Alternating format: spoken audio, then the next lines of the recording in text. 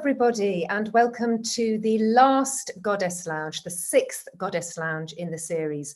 Thank you so much to the Arts Council of England for funding this, to our mentors, Mandy Curtis of 18 Hours and Naomi Robinson, and Jill Greenhalgh of the Magdalena Project. Just to say that we are funded by ACE. We do still need to raise a little bit of match funding, but we have done that now. So anything that's donated tonight will be going to the Rainforest Alliance or to Animadeka's charity. So I think I started by saying thank you to everybody for coming. We know that some people come to every Goddess Lounge and some people have little clubs after the Goddess Lounge. So that's all fantastic. And people like Janet North have been sending in contributions when they've been inspired by a Goddess Lounge. So Laura, I wonder if you could just show Janet North's Oracle Goddess puppets and her Butterfly Goddess. There she is. Fantastic. Thank you, Janet North. Thank you so much. And thanks to Laura Coppin, our digital producer. Without her, these events wouldn't happen. Laura, you did something really interesting last week. And before we get started on the Goddess Lounge proper, I'd just like you to tell us about it, please. Hi, yes, I did. So last week I was in Cornwall for G7, and you might have actually seen some pictures of what we got up to. So I will just share that for you now. So we were the Mermaids of St. Ives. It was a mass stranding. I'm trying not to look at the picture because I've got it on screen actually. It was a mass stranding tangled in ocean plastic and all the fishing gear that is actually one of the most detrimental sources of plastic in our oceans. We got up at about 2:30 in the morning to get into costume and get into our makeup, and then got down to the beach for 4 a.m. Where the very talented Rob Higgs was waiting with this amazing boat that you can see in this image, which he made himself, which is on wheels and can travel on land and has these 2 gas horns, which gas powered, and blasted an SOS signal with the horns loud enough to wake up the entirety of St. Ives and all the politicians in the surrounding areas as well. So I'm just going to open another picture as well so you can see a bit closer. It always zooms out. Of me as well. So a little tidbit of this is that the net I'm tangled in that you can see here is one that my mother found, because we're going to be talking about ancestors, and she dragged it off a beach on the Wirral and, stinking as it was, held onto it, convinced I was going to do something with it, and thankfully I have, so thank you. Fantastic. Well, she was right. She had great intuition, your mother, which she was. Yeah, which is the theme of tonight, because in this last Goddess Lounge, we're going further and deeper than we've gone before, because we're talking about oracles, and going far and deep is the nature of oracles. So you've probably seen from the trailer that there will be an element of nudity and also live oracle readings. So you have been warned. Just to think, what is an oracle? I suppose an oracle is when you listen to the voice of something bigger than yourself, whether that's a god or a goddess or Mother Nature or your ancestors. So that's where we're going tonight. But first, I'd just like to introduce our guests. So we've got Anna Lines here, who is a storyteller, composite storyteller, a journalist, and also the artistic director of Stafford Knott Storytelling Club. Anna, can you tell us something about the way you worked on the film that you're going to show us, that you've prepared especially for tonight? Well, to be able to bring the film tonight, first there was a battle between my intuition and my reason, and not the best place to work was my kitchen. So I start my film baking a bread, a very special bread. They call in Mexico pan de muertos, and the bread is the most important element in the Mexican table. And you heard about the Mexican table because of the Day of Death in Mexico. And you could wonder why you were talking about the Day of Death in Mexico at the spring in England. But actually in Brazil we have the Day of Death. And the Day of Death in Brazil is our spring. So makes sense. Oh, fantastic. Well, I know that Frida Kahlo would be proud of you with that pan de muerte, because apparently it was delicious and it's not easy to make. So yes, let's go to Bernadette Vallely, who is the artistic director of Shakti Sings. And some of you may remember Philippa Snell on The Kitchen Goddess. She is the choir leader, the conductor of the choir, and she sang the Oyster Catchers song. If you haven't heard it, it's not to be missed. Laura's putting a link in the chat. And Shakti Sings is a group that sings in honor of the earth, or as Philippa would say, with the earth. So yes, Bernadette, you're a writer and an activist. Can you tell us how you went about working on what you're going to share with us tonight? Well, clearly I'm a filmmaker now as well. And this is my first attempt at allowing inspiration to come from a quiet space, which I do with all my work, and allowing it to come in a visual sense. So to create a film from that. I've got a full moon fire burning right now because it is the full moon as we speak together, which means it's a very sacred space, obviously with the goddess Artemis, Diana in mind as well. And I think that inspiration comes from being quiet and listening properly and allowing that in spiritu to rise, something to rise that's bigger than yourself.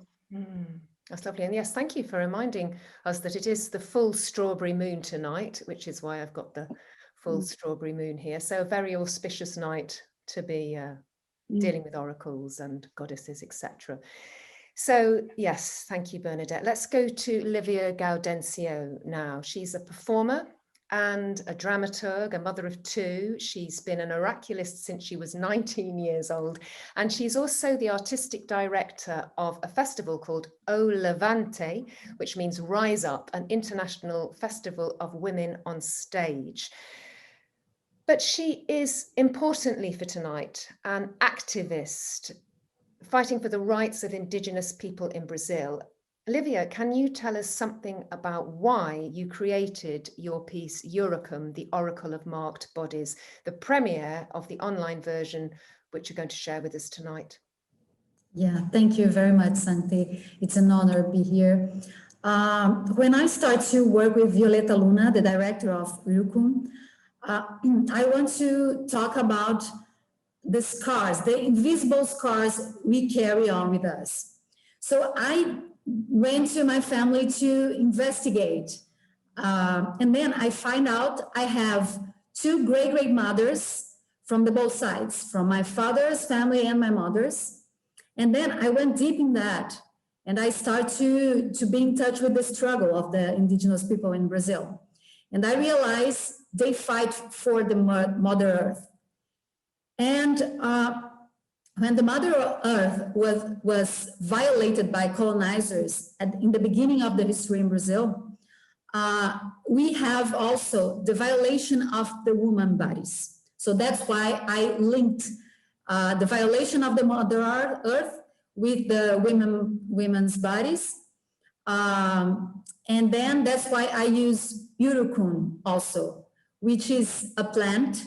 Eurocum means red, and it's a painting that the indigenous people do in their bodies to fight and to celebrate. And that's the name. And at this point in 2019, when I create Eurocum, we were in a huge fire in Amazon. And that motivates me to speak about that at that time. And for tonight, we have this premiere of the online version of Eurocum. And it's the same importance moment because I just woke up with the news in Brazil. Now we have a law that allows people, business people, rich companies, allows them to go into the indigenous land and do whatever they want to explore the land. So it's really huge, and we talk about that, and that's why I feel like a fire inside myself again. And you're going to take us at the end of towards the end of this Goddess Lounge show, you're going to take us into a ritual, because some people have not really been part of that kind of ritual, and I count myself there. Can you just talk just briefly about the elements so that we know a little bit? Yes, sure. I'm going to show a movie. It's like an introduction to the performance for tonight, and it's from the original performance. And after that, I'm going to open the space, like establish a sacred space. I'm going to use the 4 elements, fire, water, soil, and air.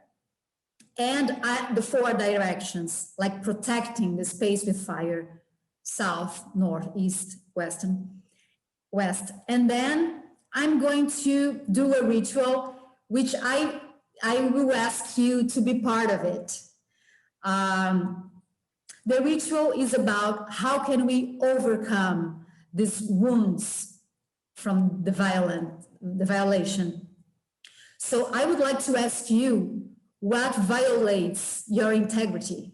So we are gonna write in the piece of paper, I will do that, to be part of the ritual. So to do that, I'm going to ask you to answer this question, what violates our integrity, and put in one word, any language in the chat. It could be privately for me, or open to everybody.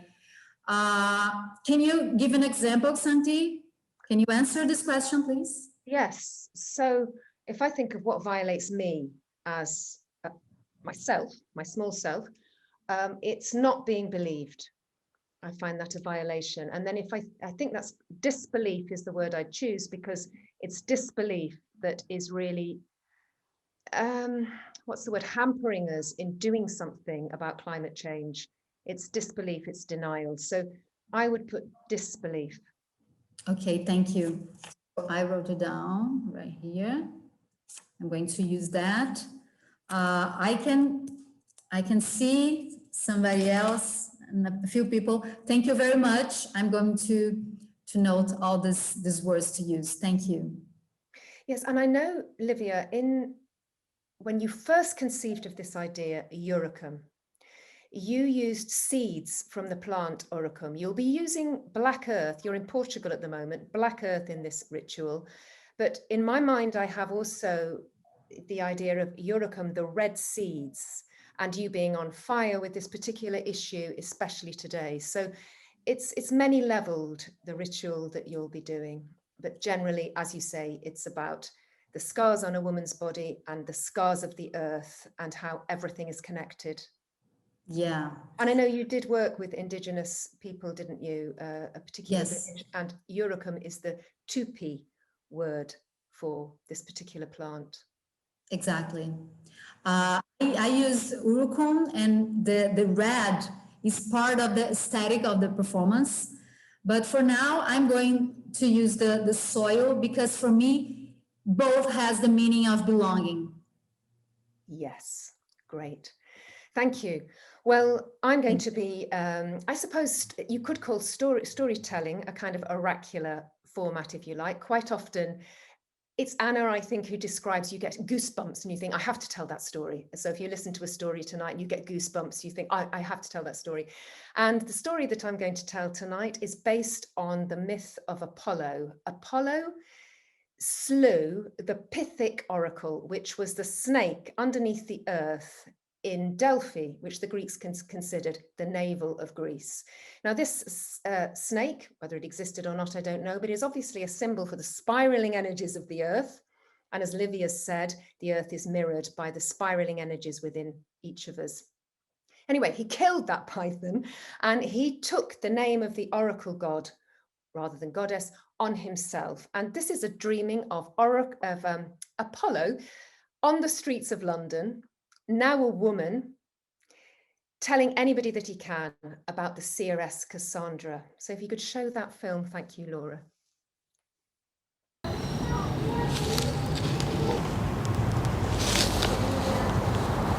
I've still got me bowl, but who will make it sing?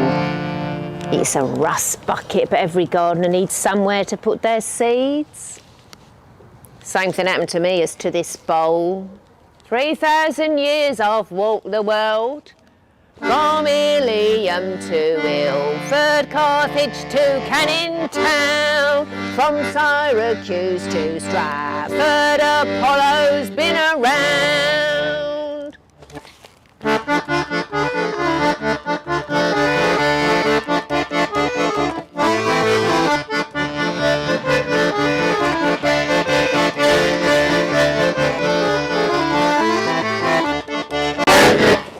Here, you, twitching your lip and hugging your designer water. Don't pretend you're in a hurry. I see you, twitch lip. Oh, you've lost what's worth hurrying for, ain't ya? How do I know? I'm Apollo. Want to hear my story? Sit, and I'll tell you a tale that'll take you far away from siren roar and traffic wail. All for you. That's it, but all about me and my love, Cassandra. I'll take this garden fork, I'll wind it round this rusty piece of tin. Let's make my love Cassandra sing.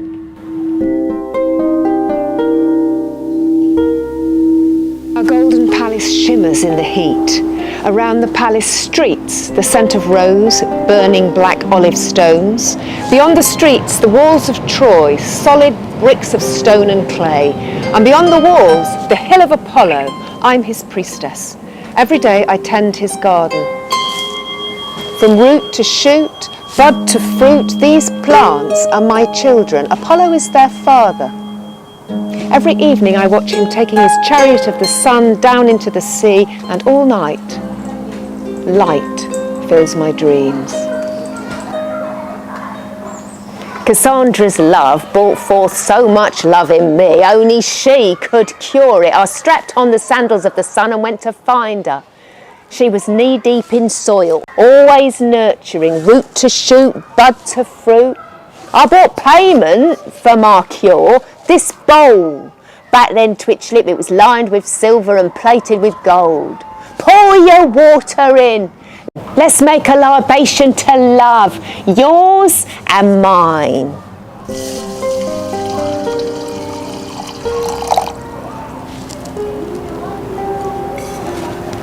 I'm shaking seeds from a poppy when my body fills with light.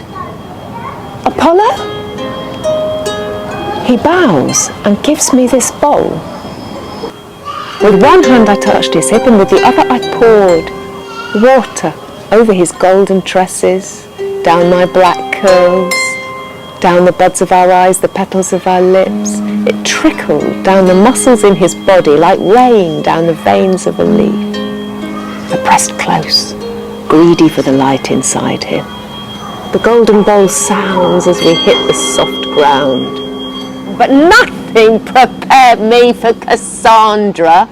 When she ran her hands over my body, all the light inside me rushed towards her, greedy for the touch of earth.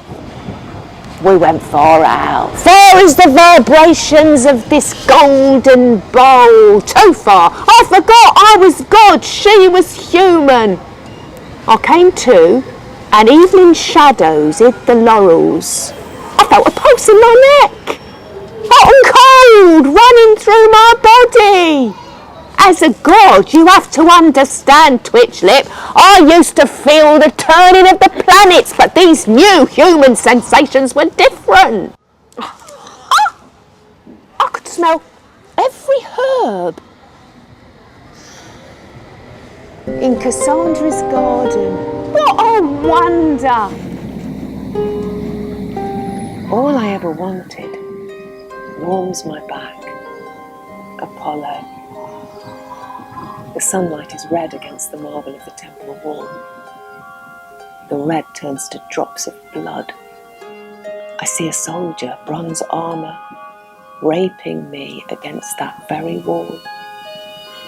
Apollo! War is coming! Save Troy! When she screamed, I got it. Cassandra's love had blessed me with humanity. Mine had cursed her with the ability to see into the future. As a god, I know I have to keep my eye of foresight shut. Best not to look. I touched her warm shoulder, turned her towards me. I said, I can't save Troy. It will fall. That can't be helped. But I can take you off to Mount Olympus in a stride. Leave Troy, be my eternal bride. Her hands hit my chest and she was on her feet, hurling this bowl against the temple wall, where it hit the marble, gold chipped, silver flaked, to reveal tin beneath. You, a god, can't save Troy? You want to sweep me off to Mount Olympus? Can I take mother, father, sister, brothers, plants, people to Mount Olympus? I see it now. It's only love like mine that lends you gods your radiance. Off then, feast on high while you still have worshippers to keep you in state. I prefer to keep my feet on the ground. I, the great Apollo, was dismissed. She walked down her hill to her shimmering palace, and I went to a cave in the mountains of the west. Here, where Cassandra's love had blazed, a void so deep, cold, heavy, I sank onto the stone and blacked out. I slept. That's where you are, ain't it, Twitchlip? The void. I can smell it on ya. You've lost everything, ain't ya? But lost is where it begins. Lost is where Cassandra sings. I walk away from the temple down the hill. The sea is a calm, unbroken blue, but I can't stop my eye on the future. Greek ships come towards Troy. I hear the slap of pine oars, see the flash of bright spears. Don't panic, you can stop this. But as Troy's walls come into my sight lines, I'm running. The gates swing open to a happy evening. Children shouting, women singing. But as the gates slam shut, I hear the sound that will come. Troy's walls falling, brick on brick. I have to get to the palace. I keep running. I burst into the feasting hall. The Greeks are coming! Send the people to the hills! My brother speaks. Have you been too much in the sun, sister? Do as I say, or thousands will die! My father's next. What a silly, silly girl. Troy's walls can never fall, and I've never met a Greek that could beat a Trojan. My mother now, walking towards me, eyes full of a love I could drink like milk. Instead, I upturn the tables, plates crash, wine spills. My brothers are by my side, grabbing my hands, my wrist, my shoulders. They take me thrashing and shouting to my room. The only way to stop my seeing eye is to stick my fingers in soil. Dill and rosemary for purification, fennel and thyme for courage and strength, basil and marjoram for a peaceful death. When war starts, I'm ready for the wounded and I don't stop. Boiling, gathering, soaking, mashing roots, making medicines mixed with wine to dull the pain, applying salves and poultices. But when my hands aren't busy, the future floods through me. I scream into people's faces. You think Troy's walls will stand? They will fall. Don't pray to the gods, run to the hills. Some people spit, some laugh. Most look right through me. If I don't exist, they don't have to listen. What's the point of foresight when people only see what they want to see? I blame Apollo. I see him lying in his cave, nursing his void, doing nothing to help me, nothing to help Troy. It is agony to know a soldier that I've nursed back to health will soon die again on the battlefield. What's the point? I'll tell you what the point is. I am better than Apollo, better than all the useless gods on Mount Olympus. Anger gives me so much energy, I could heal a world of wounded. One night a vision wakes me. I see that the razing of Troy, its people and gardens, is just the beginning. Other countries, other gardens will fall on and on, no end to the suffering. I don't want to exist. I don't want the world to exist, I want to black out.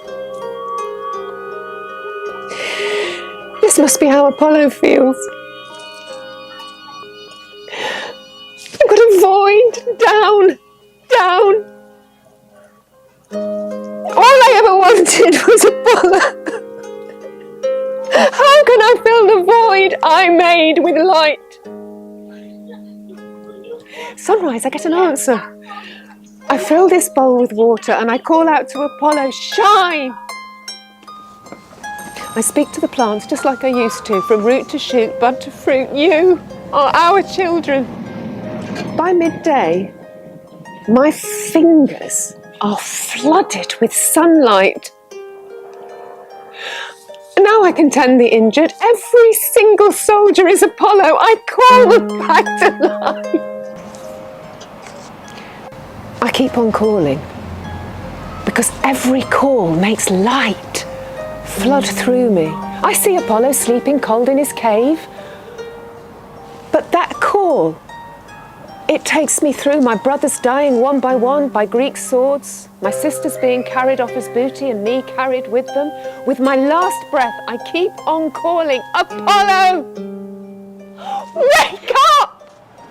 I woke to the sound of that bowl ringing. Where was it coming from?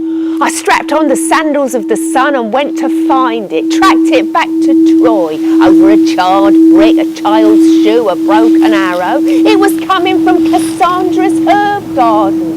I started digging with my bare hands. The dead spikes of roots drew blood a god like me shouldn't have.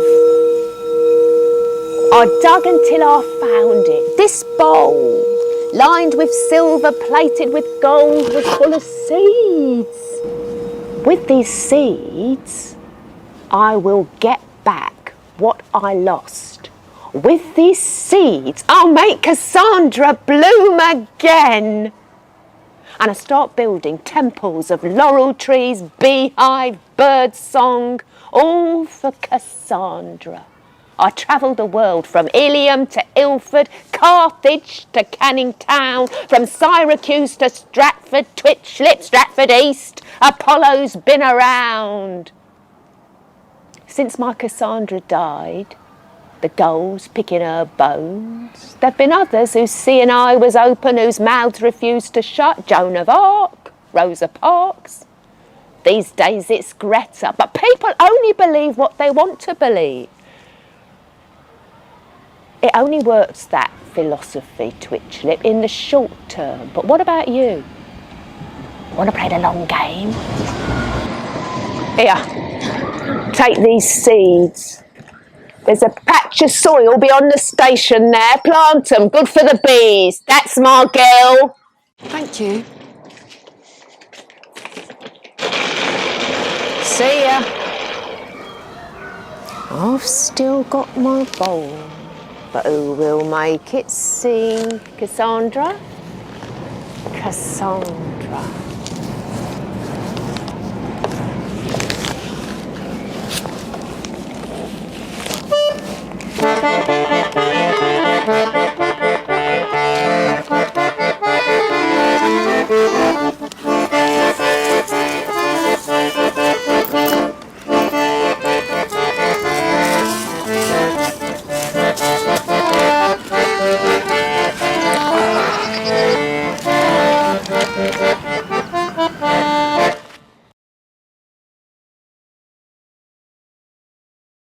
Thanks very much to Radio 4 for commissioning that original story, and to Kathy Coulter for the online premiere direction and editing of that film.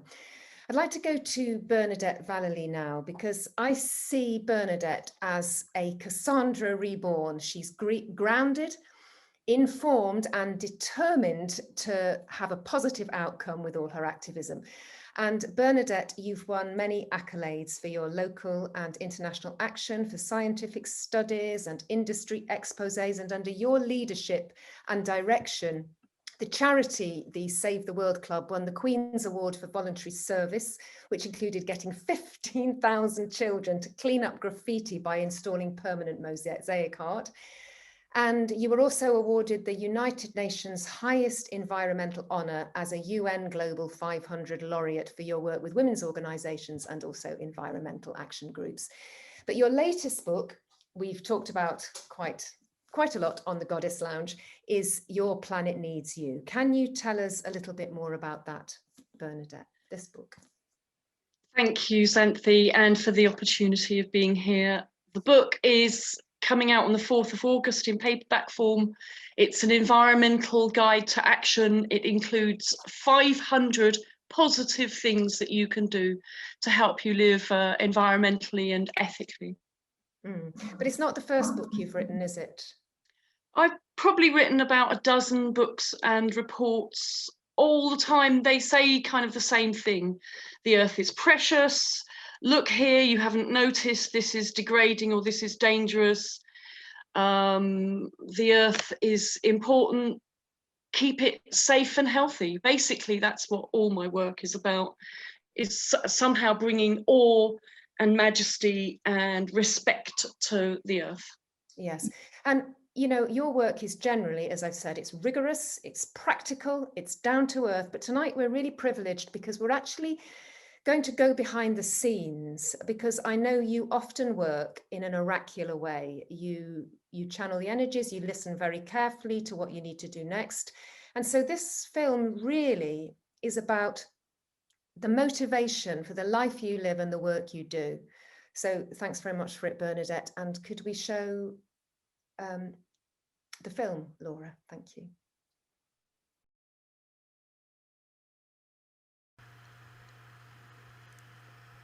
Shmai, hello. Once upon a time, there was a woman who liked to write and to paint. She liked to walk in nature, up hills and down mountains. She liked to be by the sea. One day, this woman asked Mother Earth what she should do to be useful.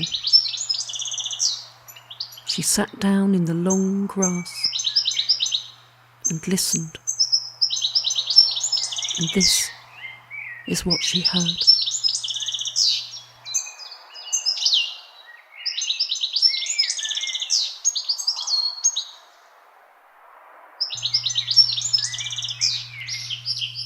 We gather to find connection, to find communion, to share, to be in each other's space and understand the joys, the intricacies, the extraordinary mind. For all the talk and poetry is good, but for all the talk, what is needed are the two hands of destiny to be raised. One to say, yes, I take responsibility for myself, for my part upon this planet, for my practical, my economic, my sharing, my selfishness, my waste. I take responsibility for what I eat and who I am. And the other hand is put up to say, yes, I have a spare hand. What shall I do? Two hands, one community, one faith, in that nature is your mother and deserves your respect and deserves your two hands to work tirelessly, to clean, to repair, to make resplendent again that which is ugly or diseased, to recycle, to renew. And so at some point, that dedication has to come.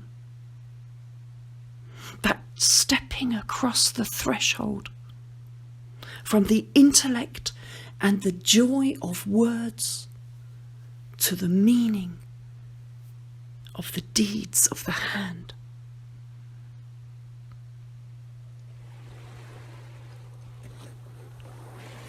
And as you take that step towards her, the goddess of the earth will rise to greet you, to speak to you repeatedly.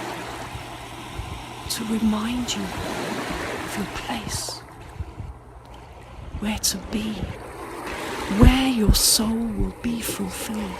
She will help you every single day. But first, you must listen and open your ears.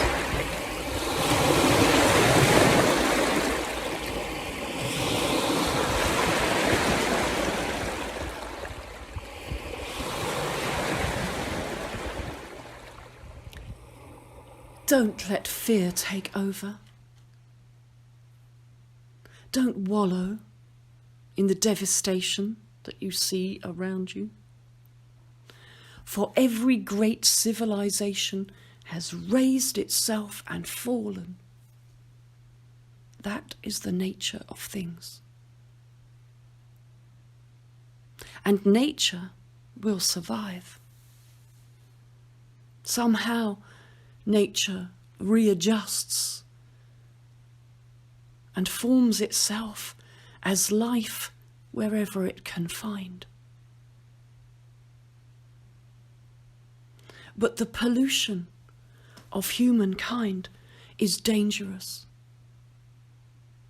and some of it causing unmanageable situations on the earth. The industrial process that you take for granted has caused and still is causing many deaths. And this must be alleviated. So when you lift your heart, be grateful for what you have: a healthy body, lungs that can breathe,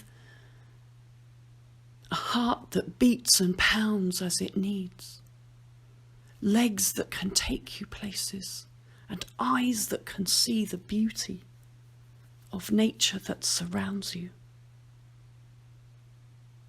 And in this place of gratitude, be strong and declare yourself a partner with the earth, someone that will choose for beauty to be more than the colours of your skin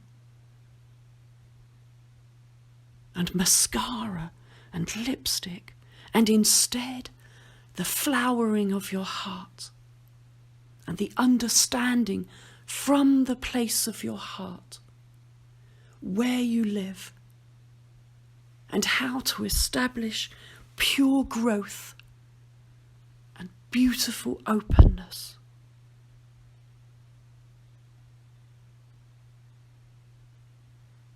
Gratitude is a quick and easy way to find your heart.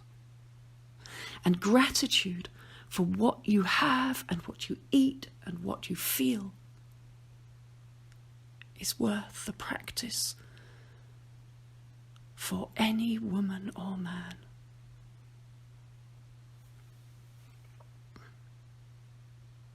When a person has gratitude for the earth will talk back. When a person has gratitude for the earth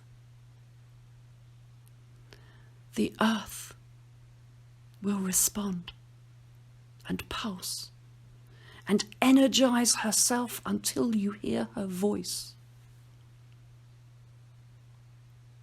If you want to hear what to do, be still in the earth. Find a quiet place and listen. And sink yourself down and allow the earth to envelop you and warm you and caress you.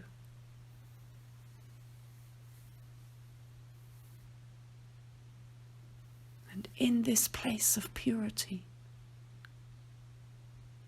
allowing yourself to be at peace and one with the mother, as if you are cradled in her skin.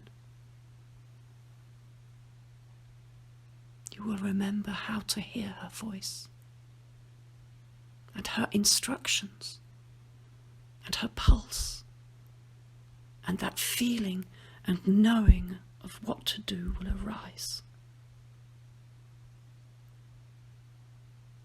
Listen to the earth, and when you hear her, decide and do as she asks of you.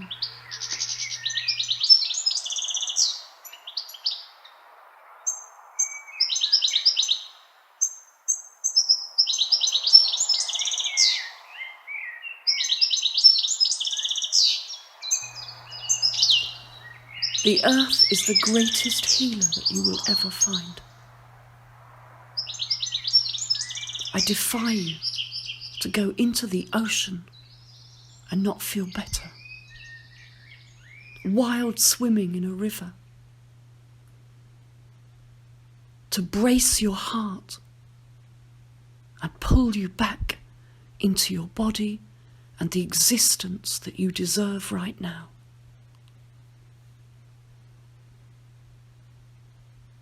A slow walk in a forest with sunlight streaming through the leaves, blesses and showers you with love.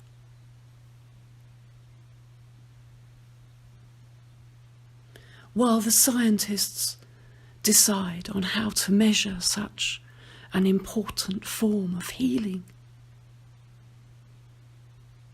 all human beings can today, for free, find somewhere near their home that is the pure of nature. The river, the stream, the waterfall, the ocean, the clouds above. A patch of garden where life is formed through your fingers and the relationship to Mother Earth herself.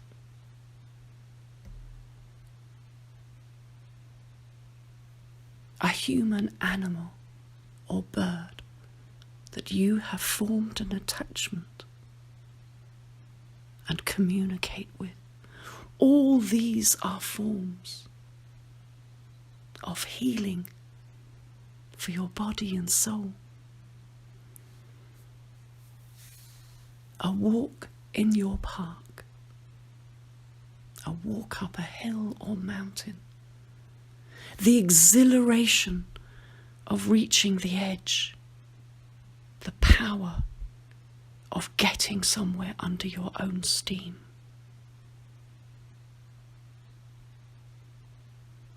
The excitement of being on a walk and seeing nature as it should be, pure form, without human interference. Breathe in the healing nature that surrounds you. Allow it to cover your body, to envelop your heart, and to allow you to be strong and powerful. The earth heals you. Allow her to be your own first aid. Allow her to be your mental health support. Allow her to soothe your eyes, to stroke your heart, and remind your soul of its home.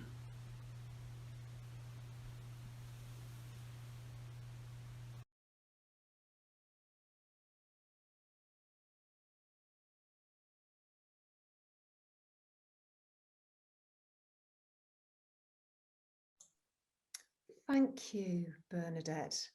That really was like a meditation. It actually reminded me of Catherine Maguire's meditation in the first Goddess Lounge, just in that, you know, taking us into those quiet places. Thank you for channeling so succinctly the wisdom of nature and with such passion. Wonderful. So I'd like to go to Anna Lines now. Anna, I just want to talk to you a little bit about your childhood and how in your childhood you had something of the sight, didn't you? You would call it, I know you don't really call it the sight, you call it intuition, don't you? But tell us about your childhood visions. Well, I've never met my mother and my mother's family. It's a big mystery in my family. And I was raised by my grandmothers from my father's side. Even though I have never met her, I used to see a woman in the backyard and give to my grandmother some news about my mother and say, oh, my mother said that she's fine, and tell her about. Well, at that point, you have adult. My grandmother had a doubt about, well, it's kids' imagination, it's invisible friends, it's a line between this life and another. Until one night, I woke up her and I asked about the man who was sleeping between both of us. And then she asked me to describe the man, and I described him. And at that day, my grandmother, she had the news that her brother had passed away. And even though for me, I remember there was something very natural, I've never remember being scared about. And for my grandmother, some people believed that when small kids, they still have a line between this life and the previous life. But one day, our neighbor said to her that I was Oshun's daughter. Oshun is one of the goddesses from the Urubas, and that she should take me to the candomblé to develop my spirituality. And that was a big news for my grandmother. Mm. I know Ocean is a very strong Yoruba goddess, but I don't know so much about candomblé. Could you tell us a bit more about that? Yeah, well, Candomblé and Umbanda, they are the two religions that came from the Yoruba tradition, came with the slavery in Brazil. And uh, Candomblé it's very important, it's part of our culture. So if you listen to Brazilian music, if you eat Brazilian food, there is something from the Yorubas there. But although it's so important for our roots, our culture, was forbidden in several moments in our history. And lots of people was persecuted or killed. And even today, only 2% of the Brazilian population, they say that they are followers of Candomblé. Do you think that might be why your grandmother wasn't so keen on you being Ocean's daughter and maybe a more, you know, established candomblé practitioner? She was frightened for you? Maybe, although it's very interesting because I remember my grandmother. My grandmother, she used to go to the Catholic Church. I was raised as a Catholic child. So she used to go to the Catholic Church Sundays and to the Candomblé Fridays, to the ritual, to know about her future. And so I remember that there was that peaceful relationship between the two religions in my house. Uh, but I think to know that I would step forward was too big for her. She was scared about. So just she took me to all the healers, all the spiritual healers that you can imagine when I was a child to get rid of the power, well, whatever was. And maybe because of that, I start really to doubt about, and I quite reject, to be honest. And for a long time in my life, I I thought I would say that no, I don't believe in anything. But until you met, as it were, Frida Kahlo. Well, yeah, coincidentally, I was introduced to Frida's work when I was 10 years old. That was exactly that moment that I was finishing all the healers, etc. And I did not, to be honest with you, when I got in contact with her work for the first time, I did not make the link, but since that point, I felt a presence in my life in several moments.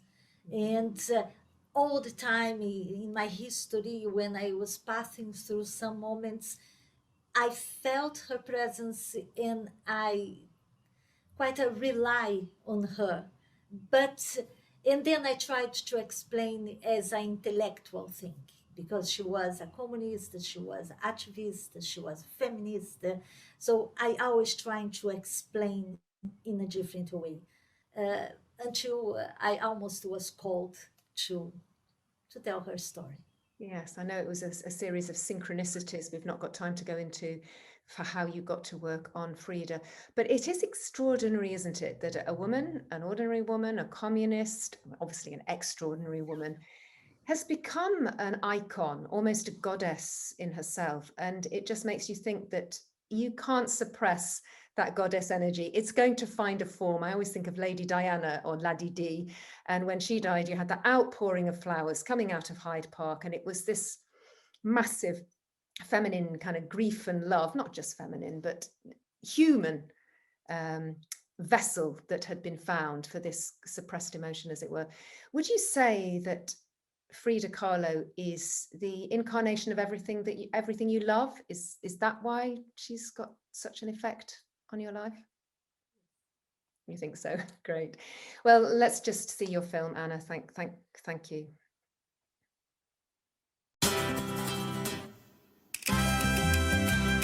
El tradicional pan de muerto, parte de los manjares del altar. Plato de sal, como elemento purificador del alma. Cruz de sal en el piso, en representación de los 4 puntos cardeales. Frutas, presencia del elemento tierra. Vaso de agua, presencia del elemento agua. Velas, presencia del elemento fuego. Flores, su llamativo color indica a las almas el camino hacia este mundo. El altar de los muertos. The altar, the Mexican altar. It's a place for stories, for memories, for celebration. It's a place for meetings.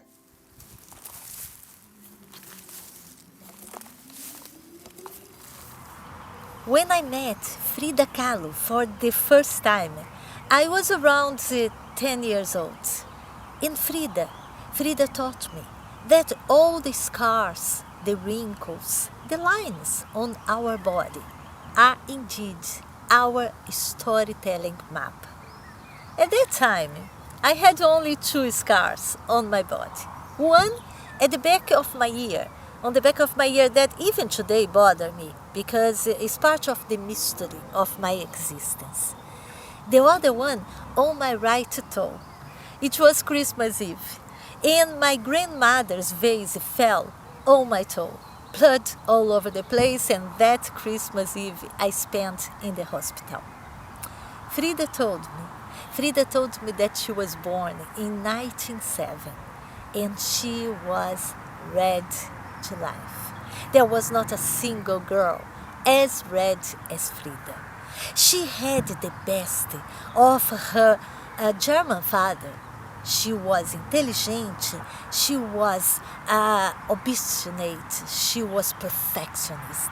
And she had the best from her Mexican mother, tradition, colors, rhythm. And Frida was ready to embrace life. But when she was 8 years old, she had polio. And that girl who used to jump around was forced to be confined in bed for days, for weeks, for months. When she finally recovered from polio, she did all sorts of exercises to strengthen her muscles. And her muscles got stronger and stronger. But only not that. Frida's mind got stronger and stronger and stronger.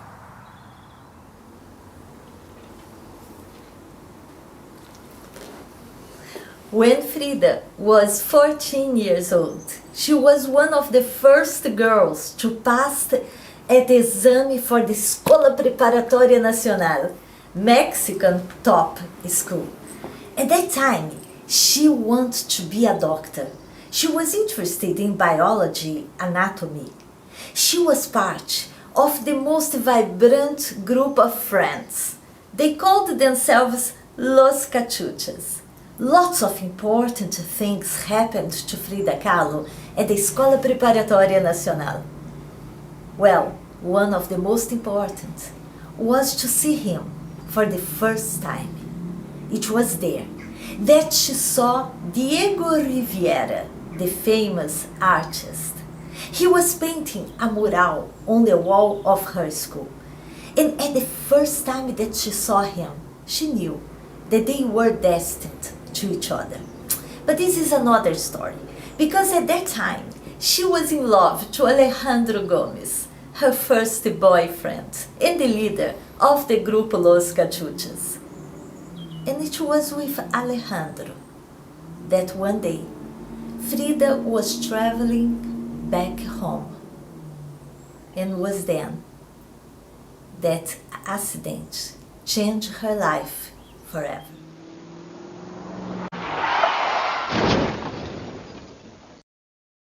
After days, weeks, after a month and several surgeries, Frida left the hospital and she was back in her blue house in Coyoacán. She had a new power, the power of taking the pain from her body and place on the canvas.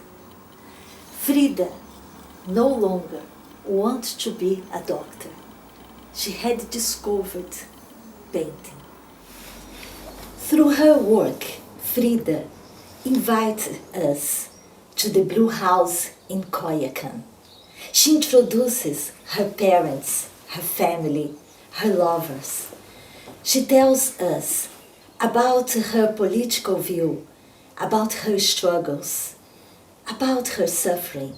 She shows every single scars on her body, every single wound in her heart, every single scratch in her soul. When I was the same age as Frida, when she had her body broken in pieces, I had my soul broken into pieces. And I learned that a broken soul is harder to heal. In one very dark day, I closed my eyes. I closed my eyes and I felt a presence. I was suddenly in the middle of a very colorful garden, surrounded by tropical trees. Behind me, there was a fountain with pre-Columbian idols. The garden belonged to a house with very bright blue walls. And I felt a presence, and I heard a laughter. Frida. Well, maybe it was only a dream, but the fact is that Frida helped me to find a way out. In all the talkings, all the meetings were helpful in one way or other, but the only thing Well, there was a frog difficult to swallow. Diego Rivera. Diego Rivera was a very important, a central point in Frida's life. But I admit that I struggled to understand that relationship. I would not dare to argue with Frida, but she could see my disapproval, my judgmental gaze, and she would smile. She would only smile, maybe because she knew that life would take me to the same path, that I would love without being loved the same way. Well, Frida taught me that the wounds in our heart are the hardest one to heal, but one day or other they changed into scars and then into stories. Even when Frida lost forever a bit of her body, she found a new strength, a new power. Pies para que los quiero, se tengo alas para volar. And how far she flew, how far we fly together.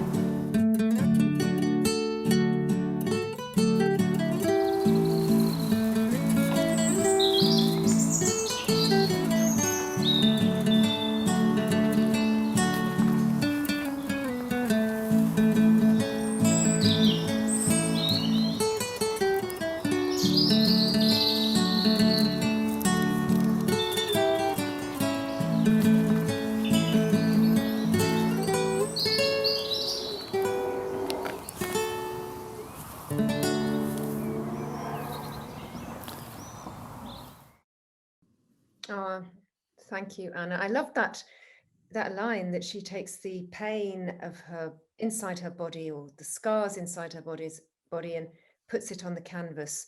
But before we can continue with that, just can you tell us very briefly about this symbol you've got around your neck? Yeah, that was a symbol that a Mexican storyteller called Elsa Gonzalez, she gave me when I was in Mexico. And she was from a tribe, a Mexican tribe. And well, she passed away last year. And this symbol, each one of this work has a meaning. And this one is the 4 elements of nature. The 4 directions: the earth, air, water, fire. Oh, great. But there was just one thing. I know you wanted to make one tiny edit that you realized.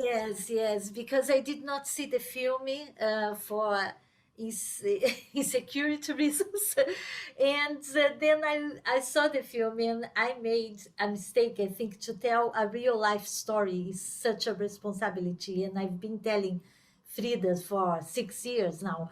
But as I was linking with my life, when I said Frida had polio with 8 years old, actually my grandmother's vase fell on my foot when I was 8 years old, and Frida had polio with 6 years old. So it's just, I looked and said, oh, no.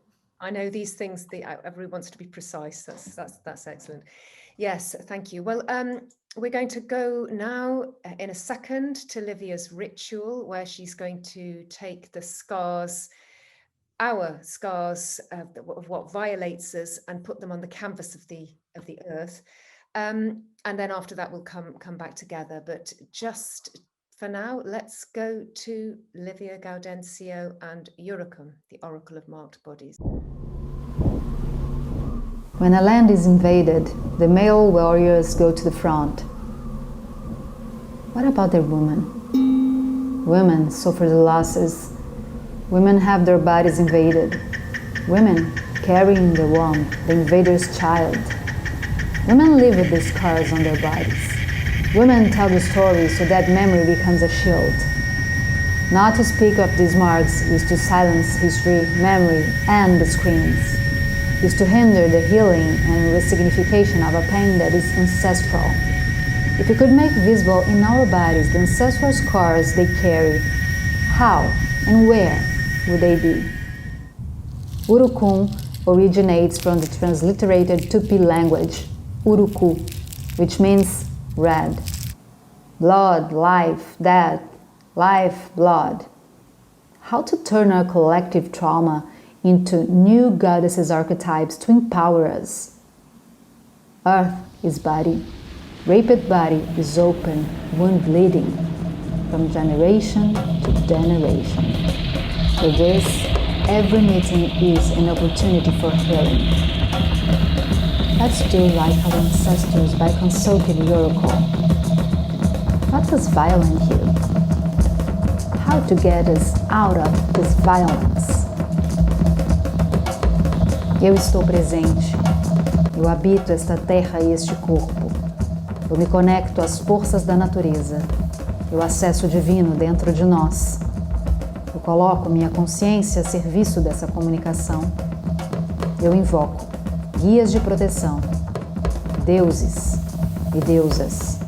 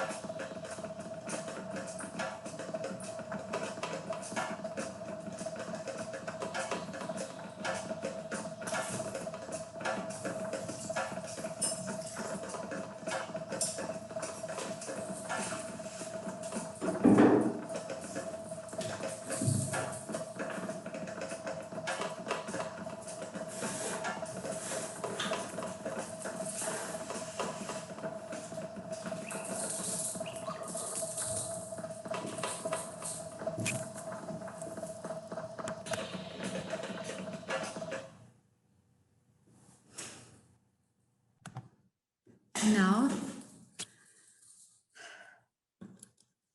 I want to propose a collective reading for the oracle. So here I have my deck. I have 12 cards here. And I would like to invite 4 people from the audience to pick the cards. All you have to do is choose one card. And if you want to be part of it, you just put your hands up or put your name on the chat. I would like to invite one of the guests for the night to be the first. Could you do that, Xanthi?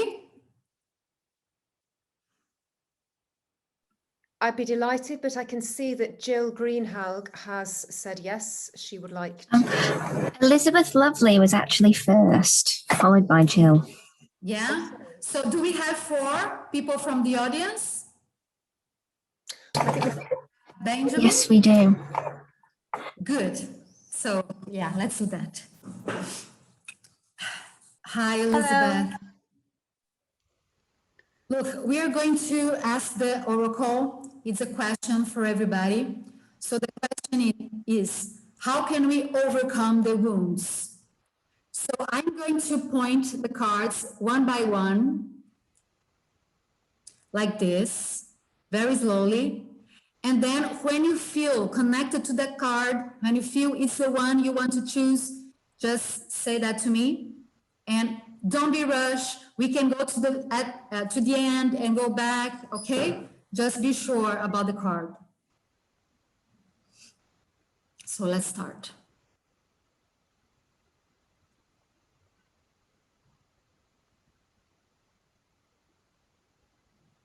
That one. That one? Okay. This first card is the first card shines a light on the situation, overcoming the wounds. So I'm going to show all the 4 cards together at the end, okay? The second card, I would ask Jill, could you turn on your camera, please? Hello. So thank you for coming.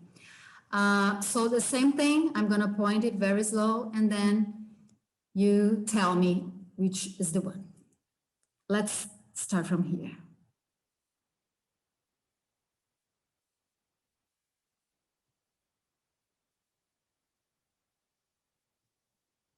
There. That one? That's the shadow of the situation. That is something behind, like causing the situation. We are going to see which one is it. Next one, Benjamin. Could you turn on your camera, please? Hello. Hello, hi. Hi. So let's start from here.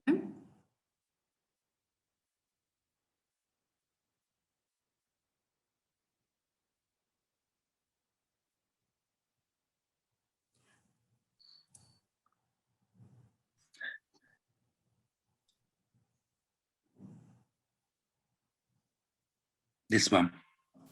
This one? Thank you. That's the action, like what we have to do. You're gonna know. And the last one, do we have somebody else, Laura? We have Carmel.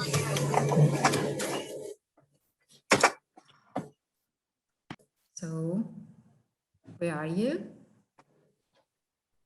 Can you turn on your camera, please? Her camera is on. You might need to go to gallery view. Okay, let me see. Yes. Hello, Carmel. Hello. Hello. Thank you. So let's start from here.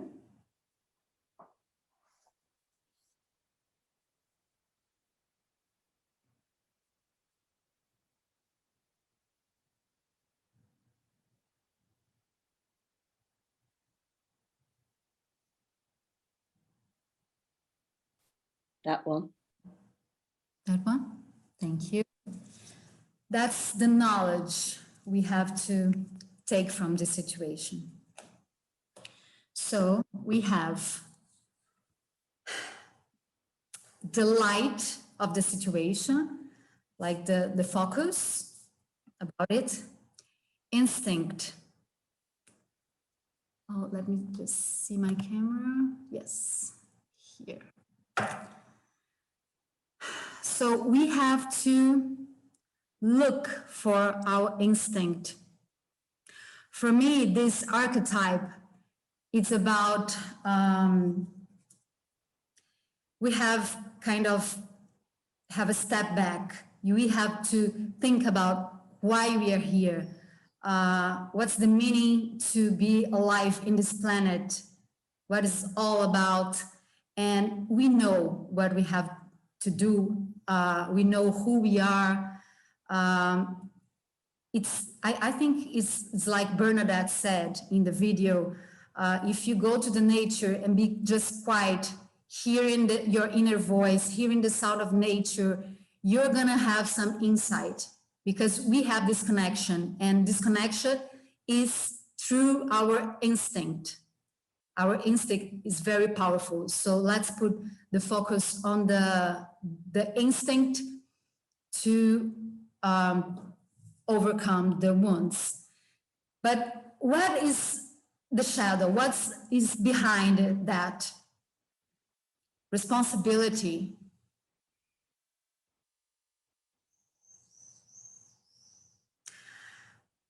I think human being is not responsible. It's not being responsible for what we are doing here. We are not thinking about the planet. We are not thinking about the whole thing. We are thinking just for our generation. I'm saying us because we are part of the humanity. Of course, I don't want to point fingers, but as a collective, humanity is not responsible for what we are doing here. We are destroying the planet. You know, everybody knows what's going on. So what's the action? What we should do about that? Fear. Yes, we have to think how powerful nature is. You know, sometimes we fear earthquake or something huge. We forget about the small things. A virus can do this.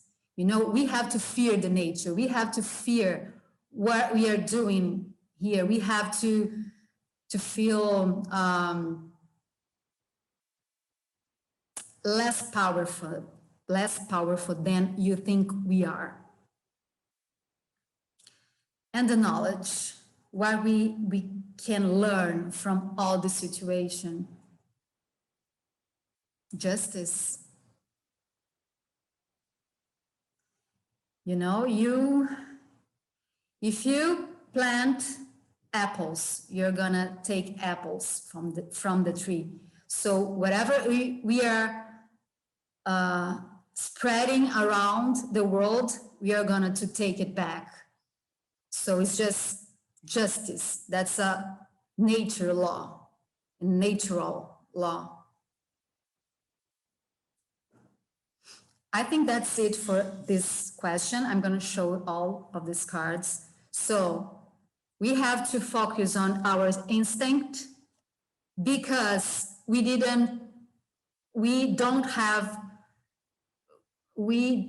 have not been responsible for everything we're doing here.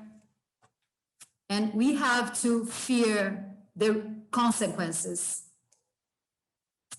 And we have to learn about justice. Do we have time for one personal reading? I'm not sure because of the time. I think, yes, we'll do one personal reading. If somebody really wants a personal reading and doesn't mind putting their camera on, let's see. Yes. The personal reading is you think about a question. It's from your life. It's not collective. And you choose a card, just one. And I'm going to read. You can share your question also, it's up to you. Hi. So let's do that. Do you want to share your question? Should I talk? Oh, yeah. Oh, right. Okay. Well, the question will be how. Okay. So let's start here.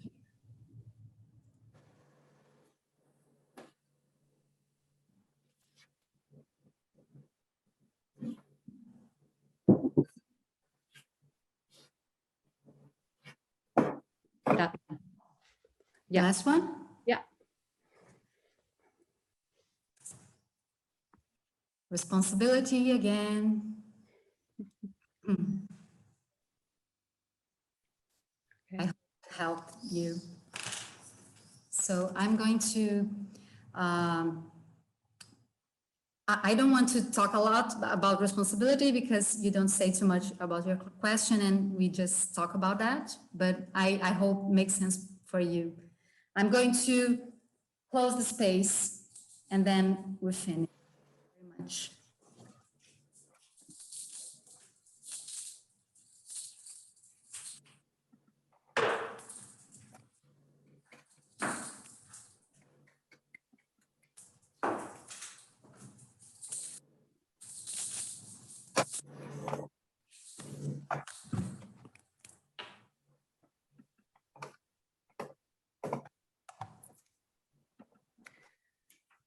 That was beautiful. Fantastic. Thank you. I just need to start my video. Thanks, Laura. Lovely. Well, I think it's the purity of that that's had such an impact on me. So thank you very much, Livia. And I'd like to bring all the artists for this evening onto the screen. And I'd like to ask Bernadette. Bernadette, you sometimes talk about the diamond heart, and I know you've got a reason for being so interested in that phrase. Yes, not just because there's lots of other faiths that talk about the diamond heart and love being the central focus, but because I actually experienced it in my body. I remember I really loved my sister-in-law and she was very ill with an infection in ICU for a year in hospital. And we literally said goodbye to her several times. And there was nothing left but love between us. And I was distraught about this, walking down the road in the high street. And it was as if my whole body had fallen away and all that was left was the diamond in my heart that was pure. And I knew, absolutely knew in my physical body and my intellect that all there was love, and that everything else dissolves and all that's left is love. And of course, love, if you find love in your heart, you don't need to be told about protecting the earth and wanting to do the right thing for the earth, because love spurs your action. You wouldn't dream of being nasty or dangerous or stupid to something you loved. So if you find love and if you live in the space of your heart and in love, then for me, that's where humanity needs to go in terms of our real awakening, is to find our hearts and find love, so that we don't need to be told all the different things you need to do for the environment, so that you spurred yourself on automatically to protect the environment. Bernadette, what you said about love touched me so much, because I think we use the word love in so many ways, religion and simple things, sexuality, and it's something deep inside, as you said. We have a word in Brazil that is even in the past was not a very nice word, but means all the energy, all the desire, all the strength that we have inside us.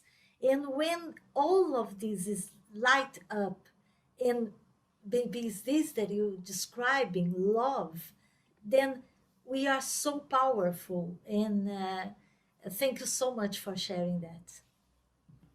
Yeah, I was thinking sometimes, I think everything you said makes so much sense. But sometimes I put myself in like kind of an exercise, because we see love as something very abstract, as feelings is not under our control. But I see love as a practice in life. So we actually use it as a practice in the Red Rebel Brigade. So I know I've spoken about the fact we use grief, but love is something we actually use, particularly with the police, of which there were a lot at G7, I must say. And we were out walking one day and tried to go up a pass and were blocked, even though it's a pedestrian route, because obviously we were performing. And so we lined up in front of these officers who were all decked out, you know, they had the kit, the guns, and were really unwavering and really full of machismo. And we just stared at them with love and grief. And I was particularly full of love and grief because we actually lost Annie, one of our locust pesticides, quite brutally, which I was really feeling. So I was just streaming uncontrollably with tears. And there was a male police officer in front of me who very much was in the speaking by rote, spouting everything that you would expect. And when he met my eyes, I just saw something in him turn, and he just started to disintegrate as a human being. Froze, panicked, looked around for a safe pair of eyes. Obviously, there weren't any at all. We had two lines of us, so all of us were just there. And after that, he started just turning his hands, and his eyes were going, and he just started to completely change. Every part of him was different. And then our guide, who's a magician, had worked his usual magic with the police, and we were being allowed through. And then hearing that he had to let us past in his ear, he just was staring at the ground as we left. And it was an amazing moment. Wow, fantastic. Thank you. The power of love. And Anna, could you just say what that word is in Brazilian as well? What's the word? The word is tesão, and it came from a Brazilian sociologist, and he says, sem tesão não há solução. Without that desire, that love, there is no solution. And on those words, I think we end 6 months of Goddess Lounges, which is utterly fantastic. I can't thank the artists here enough. That was particularly special. Are there any artists here from the other Goddess Lounges? So could you put your cameras on, please? They'll have to put their hands up for me first. Thank you, Amy. We've got one ready.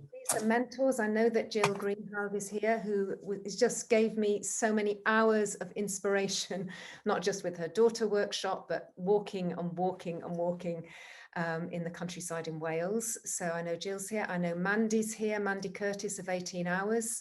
I don't know if they want to put the cameras on. No pressure to put the cameras on.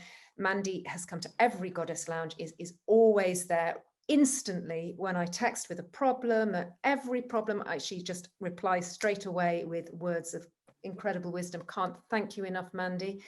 And anybody else who is here, please put your cameras on. I know Amy's here. I think Claire might be here. I don't know whether Fleur is. Whether you're here or not, I and anybody else that feels like it, please take your mute things off, put your speakers on, and a round of applause, please. Thank you, Laura. Katrina's here, Tanya's here.